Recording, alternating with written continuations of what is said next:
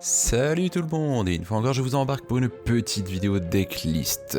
Aujourd'hui un de mes archétypes préférés de ces dernières années, les voleurs de temps. Les voleurs de temps, Time Thief pour nos amis anglophones et Chrono Driver, bordel c'est cool, en OCG, est un archétype composé de monstres ténèbres de type machine et psychique, focalisé sur les invocations Xyz. Introduit en tant qu'exclusivité TCG début 2018 avec le set L'attaque sauvage, le deck a été oublié un certain temps par Konami avant de recevoir du support en OCG avec l'Extra Pack 2019 qui arrivera chez nous en apport avec l'assaut de l'ignition un an plus tard, soit 2 ans après leur première introduction.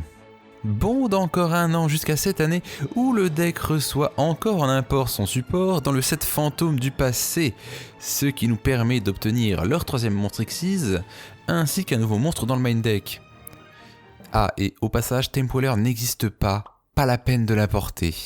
On passera également rapidement sur le fait que le deck semble grandement inspiré par la série Doctor Who et peut-être possiblement le jeu Time Hollow, un visual novel développé par Konami. Notre deck ne sera cependant pas une version pure, puisqu'en plus du voyage temporel, nous ferons un petit saut à travers les dimensions pour obtenir l'aide des chevaliers fantômes et des Red Raptors, centrant davantage notre stratégie sur les monstres Xyz Ténèbres, avec le soutien de nombreux extenders, ainsi que l'accès à tout un arsenal faucon de magie et pièges. Je ne regarde pas cette blague. Mais avec une transition, passons à la decklist en elle-même. Et pour ne pas changer, je vous propose une liste riche en monstres, à commencer par 3 remonteurs des voleurs de temps, qui nous permettra de chercher des cartes voleurs de temps lorsqu'il est invoqué, et pourra d'ailleurs s'invoquer lui-même de la main en détachant le matériel d'un monstre Xyz. On jouera également 3 régulateurs, notre meilleur starter, pouvant se sacrifier pour invoquer 2 voleurs de temps depuis le deck. On continue avec les gadgets avec un exemplaire du vaisseau lunette et de chronoregistreur. Le premier étant une pièce centrale de nos stratégies, pouvant s'invoquer du cimetière en détachant un matériel Xyz. Son second effet nous permettra de le sacrifier pour voler une carte dans le cimetière de notre adversaire et l'attacher à nos monstres Xyz voleurs de temps. Chronoregistreur de son côté s'invoquera si un monstre Xyz quitte le terrain à cause d'un effet de carte. Il peut aussi nous permettre de nous protéger de dommages de combat, pour des raisons qui m'échappent. Ajusteur, la dernière arrivée, que l'on jouera à 2 exemplaires, pourra au choix s'invoquer spécialement si un autre monstre voleur de temps est invoqué, ou envoyer une carte voleur de temps depuis le deck au cimetière si elle est invoquée.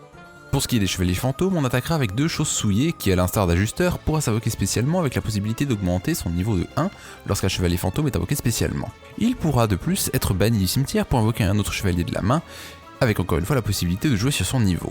A ses côtés, nous aurons un exemplaire des bottes silencieuses, l'ancienne cape et elle du raid. Les 2 premiers nous serviront principalement à chercher les cartes magie piège chevalier fantôme pour l'un et n'importe quelle carte les chevaliers fantômes pour l'autre. La précision est importante. Elle du raid quant à lui, premier oiseau de notre liste et transition parfaite pour la suite, combinera les effets de remonteur et vaisseau lunette pour s'invoquer de la main ou du cimetière. A noter qu'il est toujours considéré comme une carte les chevaliers fantômes et Red Raptor à la fois. Continuons avec les Red Raptors avec une pygrièche chantante qui pourra s'invoquer spécialement si l'on contrôle un monstre Xyz. On inclura également 2 pygrièches étrangleuses qui pourraient être invoquées spécialement si l'on contrôle un monstre ténèbres, nous verrouillant alors avec l'attribut ténèbres pour la fin du tour. Son second effet nous permettra par contre, à la condition particulière de contrôler un monstre Xyz avec un monstre Xyz ténèbres comme matériel, c'est compliqué, de ramener un autre Red Raptor du cimetière. Pour en finir avec les oiseaux, une pygrièche imitatrice qui nous servira à chercher nos cartes Red Raptor se bénéficiant du cimetière, et pour compléter la liste d'Extender, 3 exemplaires d'Xyz parallèles qui pourraient être invoqués dans la zone pointée par un monstre lien venant d'être invoqué, suite à quoi il pourra invoquer une copie de lui-même depuis le deck. A noter que lorsqu'il est invoqué par son pot préfet, il pourra changer son niveau pour le niveau 4. Enfin, on jouera 3 exemplaires de Gamma et un conducteur pour pouvoir annuler les effets de monstres. Passons rapidement sur les magies pièges avec un hack et 2 startups des voleurs de temps. Hack protégera nos monstres Xyz le tour où ils sont invoqués et offrira un boost d'attaque ainsi qu'une potentielle attaque directe. Startup nous servira à invoquer spécialement un voleur de temps depuis notre main et pour être banni du cimetière pour attacher 3 cartes de type différent à un de nos monstres Xyz voleurs de temps. On allouera une place pour 2 magies en plus, force d'âme absorbante et celle des chevaliers fantômes, qui nous permettront d'utiliser nos monstres Xyz pour accéder à des monstres de rang supérieur. On fera également la place pour 2 staples, entièrement inutiles et appelés par la tombe, notre stratégie nécessitant une protection bienvenue. Pour ce qui est des pièges, un exemplaire de chacun des pièges voleurs de temps. Retour en arrière nous permettra d'attacher une carte voleur de temps depuis le deck à l'un de nos monstres Xyz voleurs de temps, et pour être banni pour subtiliser une carte dans le cimetière de notre adversaire. Rétrograde, le contre-piège, pourra annuler magie et piège, et permettra d'attacher la carte allumée à l'un de nos monstres Xyz voleurs de temps. Côté chevalier fantôme, 3 brigandines qui pourront s'invoquer comme des monstres de niveau 4 et une épée de brouillard pour pouvoir annuler les effets d'un monstre sur le terrain et l'empêcher d'attaquer ou être attaqué. En complément, une copie de la griffe des chevaliers fantômes du Red Raptor qui nous permettra d'annuler les effets d'un monstre en détachant un matériel d'un monstre X ténèbres. Pour ce qui est de l'extra deck, on jouera un refaiseur et un double baril, je suppose, j'ai pas encore le nom français. 2 monstres X avec la particularité de pouvoir activer des effets différents selon le type de carte détachée. Refaiseur pourra détacher un monstre pour faire un saut temporel jusqu'à la end phase, une magie pour piocher, et un piège pour envoyer une carte face recto de l'adversaire au-dessus de son deck. A noter qu'à chacune des stand-by phases, il pourra voler la carte du dessus du deck de l'adversaire pour se l'attacher comme matériel. Double baril de son côté pourra détacher des matériaux en réponse à l'activation d'un effet adverse, avec les effets suivants. Monstre, un bonus d'attaque, magie, pour un effet contrôle mental, et piège pour annuler l'effet d'un monstre sur le terrain. Mais que serait un voyageur temporel sans un compagnon? Perpetua complétera le tableau des voleurs de temps. En stand-by phase, elle pourra invoquer un voleur de temps depuis le cimetière, et pourra attacher des cartes voleurs de temps à nos monstres X depuis le deck.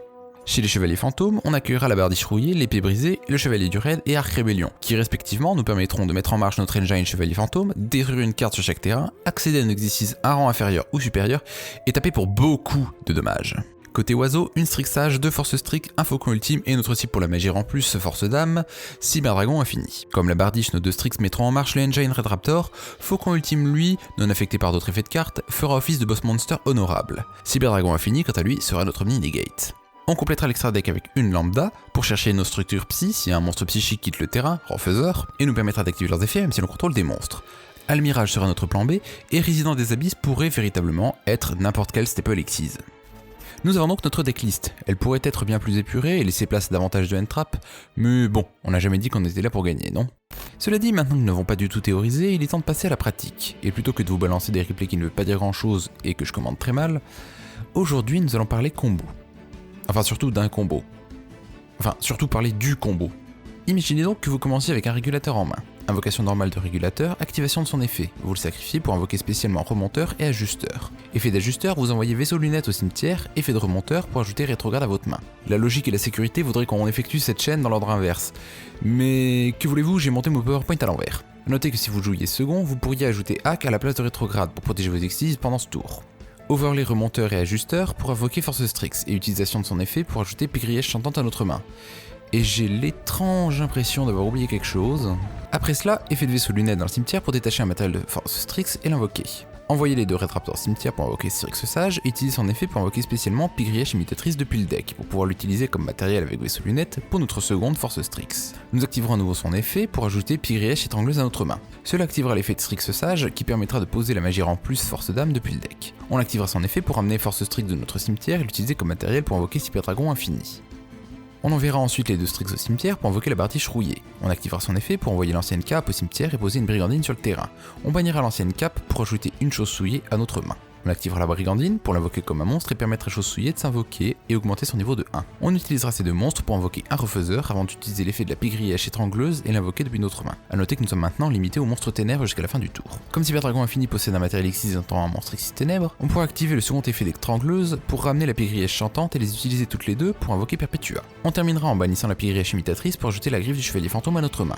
Perpetua pourra attacher retour en arrière à Cyberdragon Infini et l'on terminera le tour en posant en 2 cartes pièges. On se trouvera donc face à un terrain riche en interactions. Refaiseur volera la carte du dessus du deck de notre adversaire en stand-by phase et pourra utiliser son effet pour envoyer une carte sur le deck. Perpetua également en stand-by phase pourra ramener le vaisseau lunette qui pourra agir comme un corbeau DD et n'importe quand pendant le tour, elle pourra attacher un matériel à l'une de nos Xyz. Cyberdragon Infini remplira son rôle d'Omni Negate et l'on préférera détacher retour en arrière pour activer son effet afin d'avoir notre second corbeau DD dans le cimetière. Enfin, avec rétrograde et la griffe, nous disposons de l'annulation d'une magie piège et d'un effet de monstre. Plutôt pas mal, mais revenons un peu en arrière et imaginons que vous ayez un Exit parallèle en main au moment d'invoquer la bardiche rouillée. On utilisera alors son effet pour l'invoquer, lui et une copie, avant de les utiliser comme matériel lien pour lambda. On reprendra ensuite où l'on était pour poser la brigandine et chercher les sauts souillés pour finir sur un refaiseur. Alternativement, on pourrait poser la lame du brouillard et utiliser la pygrièche étrangleuse pour arriver à refaiseur. En effet, nous n'aurons pas besoin qu'il soit équipé d'un piège cette fois-ci puisque l'on utilisera son effet pour le bannir jusqu'à la fin du tour et permettra à lambda de chercher Gamma en end phase. Cela remplacera notre Perpetua par une négation d'effet de monstre supplémentaire. Certains pourraient faire la remarque que l'on disposerait encore d'un accès à une autre Xyz. C'est en effet faisable, mais cela pourrait rendre notre Gamma inutilisable dans la mesure où Refaiseur ne volerait pas forcément un monstre au début du tour adverse et ne pourrait donc pas quitter le terrain pour que Gamma puisse résoudre son effet. Il s'agit donc là d'un terrain plutôt solide que l'on obtient en partant d'une simple invocation normale, régulateur. En réalité, pour atteindre ce résultat, Ce dont nous avons besoin, c'est la garantie d'avoir 2 niveaux 4 sur le terrain et vaisseau lunettes ou aile durette dans le cimetière. Et dans la mesure où l'on ouvrirait sans régulateur, on pourrait utiliser des combos à base de 2 cartes pour atteindre des objectifs très proches. Évidemment, je présente là des scénarios où nous n'aurions que ces cartes en main, mais en règle générale, nous ne jouerons pas contre Mermail ou Monde Virtuel, et aurons une main bien plus remplie, ce qui nous permettra possiblement d'atteindre nos objectifs avec plus de facilité, voire les surpasser, et nous ouvrira les portes du monde merveilleux des briques. D'autant que dans certains cas, notamment en jouant second, on sera parfois amené à faire varier nos lignes de jeu pour sortir certains de nos monstres plus tôt et nous libérer le chemin. Voleur de temps, c'est donc un deck qui, selon moi, reste plus orienté stun que contrôle pur, avec même la possibilité de blind second. C'est un deck relativement flexible qui permet d'utiliser le vaste éventail des exis de rang 4, et qui reste relativement budget friendly, à l'exception des cartes Psyframe et certains Red Raptor qui n'ont pas forcément été beaucoup réédités. La base voleur de temps, en elle-même par contre, reste très accessible, et rien qu'avec ça, vous pouvez déjà imaginer vos propres variantes du deck. Côté point négatif par contre, tant qu'il n'a pas atteint Cyberdragon Infini, le deck est très fragile. Nibiru, H-Blossom sur régulateur sans gamma ou appelé par la tombe en main, impermanence bien placée, les end-traps sont notre pire cauchemar. Le deck peut également se révéler très répétitif si l'on se concentre exclusivement sur notre combo principal, et les briques assez fréquents. Je ne qualifierais donc pas ce deck de rock tiers. On flirte un peu avec le statut, mais il manquerait un petit quelque chose pour passer la barre au-dessus. En tout cas, ça reste pour moi un deck très agréable à jouer avec un gimmick super sympa en la présence de refaiseurs. Et voilà, ce sera tout pour aujourd'hui. J'espère que cette vidéo vous a plu. N'hésitez pas à la partager, laissez votre avis sur le deck ou la vidéo en elle-même. Si vous ne connaissez pas la chaîne, je vous invite à la découvrir. Il s'agit principalement d'une chaîne gaming et dessin. D'ailleurs, je posterai bientôt le speedrunning de ce refaiseur. Et occasionnellement, je poste des choses qui n'ont rien à voir, comme ces vidéos au decklist. C'était Mr. Flogodo et je détache un monstre pour me bannir. Jusqu'à la prochaine vidéo.